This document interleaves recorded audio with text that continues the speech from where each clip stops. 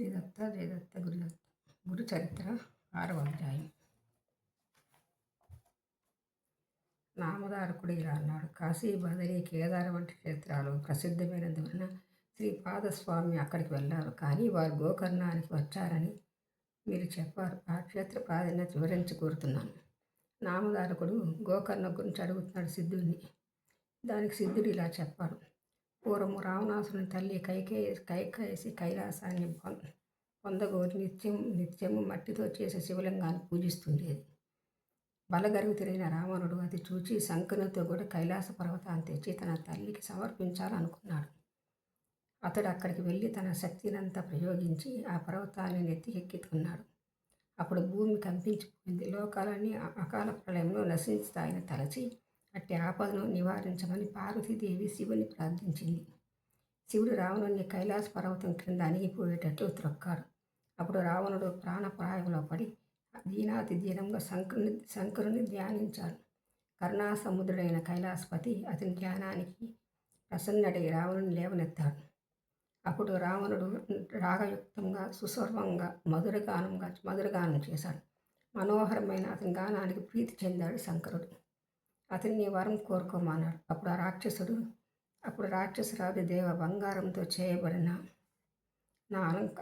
నా లంకాపురం వంటిది ఇంకెవరికి లభించేది కాదు. సాక్షాత్ లక్ష్మీదేవియే నాకు దాసి. చతుర్ముఖుడైన బ్రహ్మే నా జ్యోతిష్కుడు. యమధర్మరాజు నా సేవకుడు. సర్వదేవతలు నా పరిచారకులు. అటువంటి నాకు ఎక్కడ ఏది దుర్లభం కాదు. ఇప్పుడు నా తల్లి కోరిక ప్రకారం కైలాస పర్వతాన్ని తీసుకుపోదామని వచ్చాను శంకర. నీవు వరం ఇవ్వదలుచుకుంటే నీ కైలాసాన్ని నీతో సహా లంకకు తీసుకుపోయారు అనుగ్రహించని కోరాడు. అప్పుడు కైలాసపతి రావణ, ఈ కైలాస పర్వతంలో ఏమి సాధిస్తావో దాన్ని మించిన నా ఆత్మలింగం ప్రసాదిస్తాను. దీనివల్ల నీకు నా అంతటి వాడు అవుతావు. నీ లంకా నగరమే కైలాసం అంతటి శ్రేష్టమవుతుందని అతనికి ఆత్మలింగం అనుగ్రహించాడు. దాన్ని తీసుకుని సంతోషంతో రావణుడు లంకకు బయలుదేరాడు. ఇదంతా చూచిన నారదుడు ఈ వృత్తాంతము బ్రహ్మకు, విష్ణువుకు చెప్పినాడు. ఆ ముగ్గురు శివుని దగ్గరికి వెళ్ళి, ఎంత పని చేశావు రావణుడికి ఆత్మలింగం ఎందుకు ఇచ్చావు? సర్వప్రాణికోటికి కంటకప్రాయుడు, లోక భయంకరుడు అయిన రావణుడు నీ అంతటి వాడు కావడం తగునా అని వాపోయారు. అప్పుడు ఆ శంకరుడు అతని గానానికి పరవశించి ఆత్మలింగం ఇచ్చాను. వాడిప్పుడు ఇంకా లంక కూడా చేరి ఉండడు. ఉపాయం ఏదైనా ఉంటే ఆలోచించండి అని విష్ణువుతో చెప్పాడు. అది విని శ్రీహరి దుర్మార్గుని మోసంతోనే జయించి ఎలాగైనా ఆత్మలింగాన్ని చేజిక్కించుకోమని నారదుని, గణపతిని ప్రేరేపించాడు. అప్పుడు దేవర్షి అయిన నారదుడు మనోవేగంతో రావణుని వద్దకు పోయి, రావణ, ఎక్కడి నుండి వస్తున్నావు, ఎక్కడికి పోతున్నావు అన్నాడు. రావణుడు శివుని ప్రసన్నం చేసుకుని ఆత్మలింగాన్ని పొంది లంకకు పోతున్నానని దాన్ని చూపాడు. రావణుని మాటలకు మార్చాలని నారదుడు, రావణ, పూర్వం ఒక భయంకరమైన జంతువు అడవి దున్నలాంటివి చంపుతుండేది. త్రిమూర్తి దాన్ని వేటాడి సంహరించి దాని కొమ్ములో నుంచి తలా ఒక లింగం తీసుకున్నారు. ఆ లింగాలని వారు తమ ఆత్మలింగాలుగా భావించారు. ఈ లింగం బంధమైనదే కాబోలు. ఈ శివలింగం ఎంతో పవిత్రమైనది.